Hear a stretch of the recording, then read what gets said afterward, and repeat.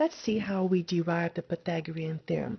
Basically, we're going to learn how this theorem came to be. Why is it a squared plus b squared equals c squared? So let's take a look at this diagram. We're supposed to use this diagram and prove the Pythagorean theorem.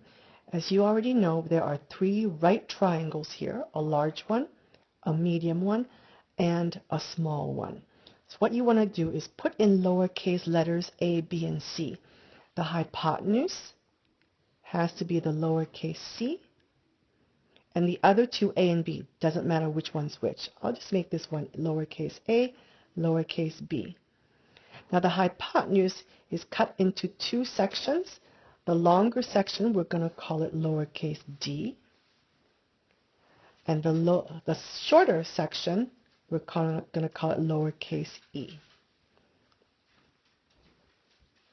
Now, we're going to separate the three right triangles so that they're all facing the same way.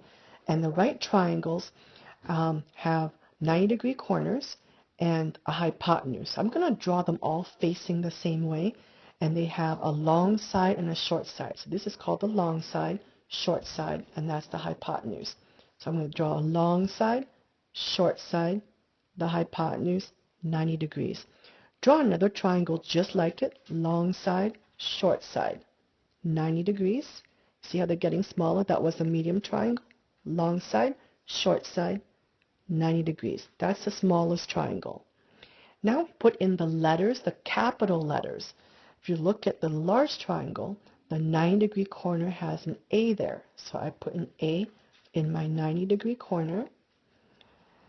My medium triangle has a 90 corner at C, and so does the small triangle. They both have C for 90.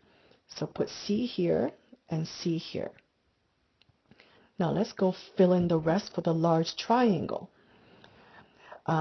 We have a short side. I always look for the short side. The short side here is A to capital B. So that means the short side here is A to capital B. Then this must be capital C. The medium triangle, the short side is here, is from C to A. So that means my short side here will also have C to A, and then this must be the letter capital B. Then the smallest triangle right here, the short side is C to B, so I put C to B right here, and then capital A right here. Next, we're going to put in the lowercase letters. If you look at the large triangle, it has lowercase letter a on the long side, lowercase b in the short, lowercase c on the hypotenuse. Then the medium triangle, the short side has nothing, so this is going to stay blank. The long side has a letter D, the hypotenuse has an A. So I put a D here and an A here. The small triangle, the long edge is blank, so I'm going to keep that blank. The short side has E, the hypotenuse has B. Now I have all three triangles separated and aligned facing the same way. Now we write what we know. We know that the three triangles are similar. So we know, name the first triangle, the big one, triangle capital CAB is similar to the medium triangle, which is triangle BCA, is similar to the small triangle, which is triangle ACB. Okay, the similarity symbol is tilde because of angle-angle postulate. They have two congruent angles. Next, to get the rest of the proof, we're going to write two similarity statements by comparing the big triangle with the medium, and we're going to do it again for the big, medium, and the small. Let's do big and medium first. Since the big triangle, which is CAB, is similar to triangle BCA, we know they're proportional, so we're going to write the matching sides that are proportional. You see how this side A goes with that long side D, so we're going to put them together as a fraction. A over D equals, and I notice here that the hypotenuse C matches with the hypotenuse A, so that becomes its own fraction. Then I cross multiply. A times A equals C times D, which is the same as A squared equals CD. Now we're going to take a look at the big triangle, compare it to the small triangle, and write a proportion for that. Since we named the big triangle CAB is similar to the small triangle ACB. Now we match up the sides and write proportion. I see this A side matches with nothing, so I ignore those two. I see this B side matches with the E side, so they become their own fraction.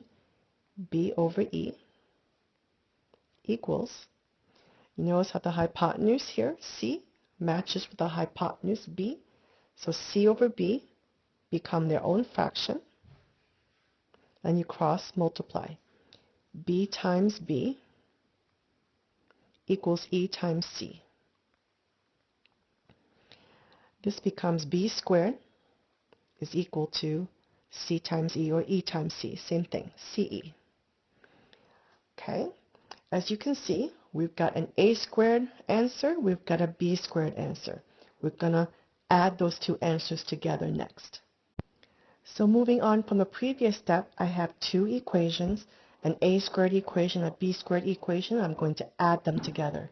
So I'm going to write them right below. I'm going to put this equation right below this one, lined up. So the B squared is underneath the A squared, and then the CE is right underneath the CD. Then I'm going to add them. A squared plus B squared. They're unlike terms, so I can't combine them. Then CD plus CE.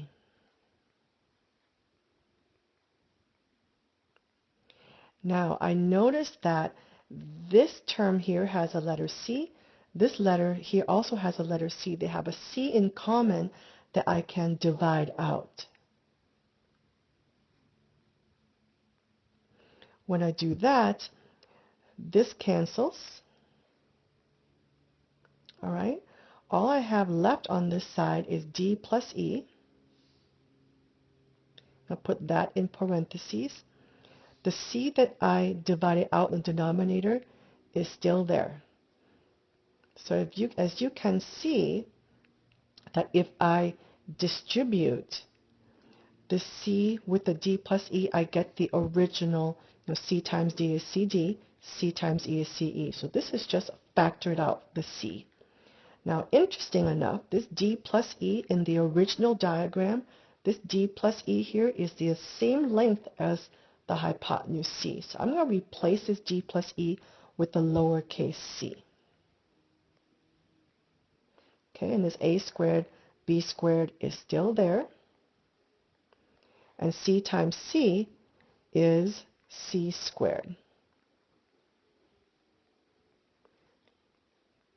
You just derived the Pythagorean theorem.